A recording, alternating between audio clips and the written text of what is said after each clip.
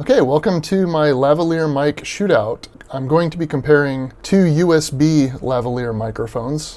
These have USB-A connectors, so they have a built-in A to D converter. Lastly, comparing with an analog lavalier mic. The analog mic is this Sony ECM-LV1, and it has a 3.5 millimeter jack and plugging into just a sound card built into your average PC motherboard. The USB microphones, first is the Maono USB lavalier microphone, and these are the details and the price.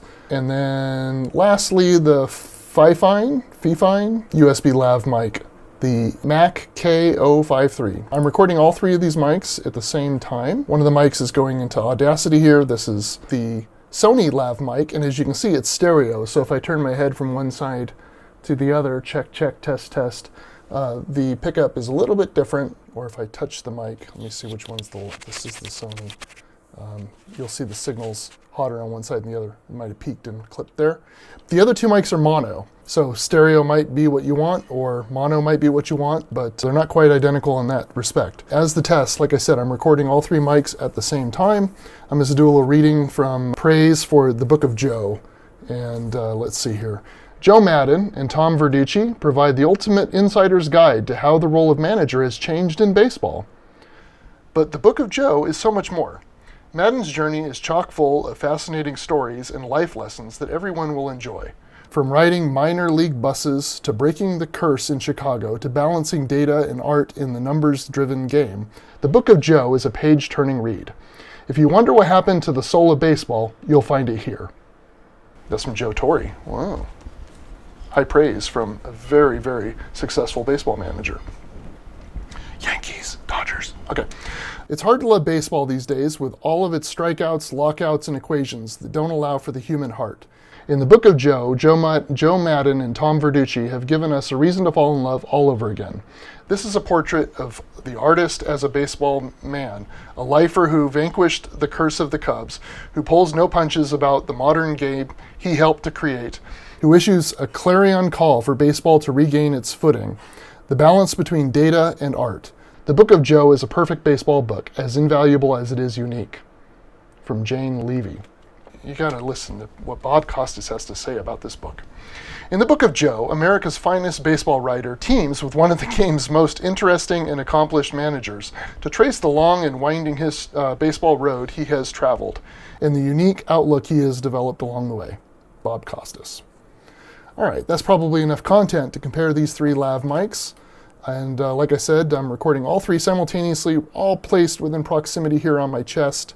Naturally, they probably sound a bit different the closer they are to my voice hole here. So I'll probably move them around a little bit just as a test, and we can see, if you, locate them a little bit further away or closer, what that has, proximity effect and such. So here's a little bit closer and closer. And we can probably go between the three here and see what it sounds like. A, B, C, D, E, F, G, H, I, J, K, L, M, N, O, P. Q, R, S, T, U, V, W, X, Y, and Z. All right.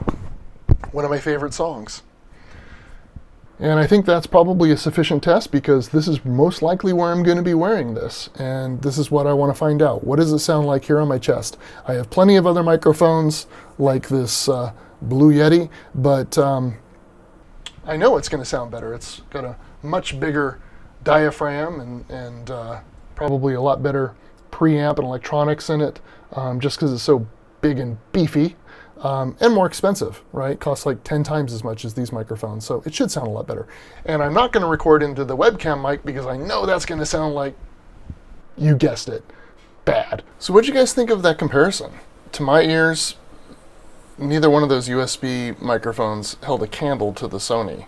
And they cost about the same, pretty close anyway. Just to throw you a curveball and get another candidate in the mix here, I'm also comparing against another Sony, the DS70P. I don't think they even make this anymore, but it was about a $50 microphone back in 2010. It's technically not a lav mic, but it's about the same size, and has about the same specs, so I figured I'd throw it in for comparison. But for those two USB microphones, to my ears, I think the Fifine is a little bit better. It's got better highs, obviously, I think, and then it's still pretty thin. And then the Maono is extremely muffled and just kind of bassy, and also seems like it's overdriven. I'm not a big fan of either of those. The only reason why I'd even use the USB microphone is for a Chromebook where it doesn't have a separate analog microphone input. It has a headset input, but can't seem to make that work with an analog mic just on its own.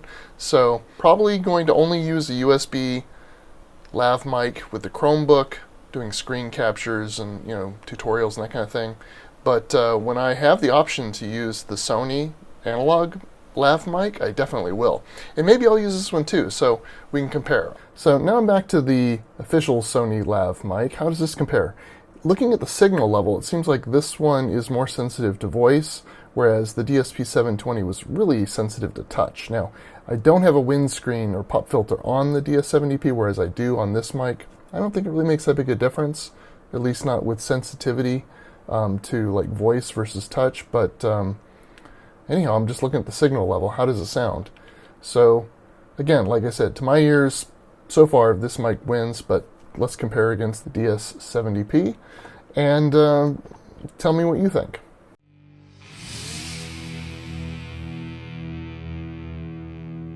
That's a good YouTube video. You're terrible.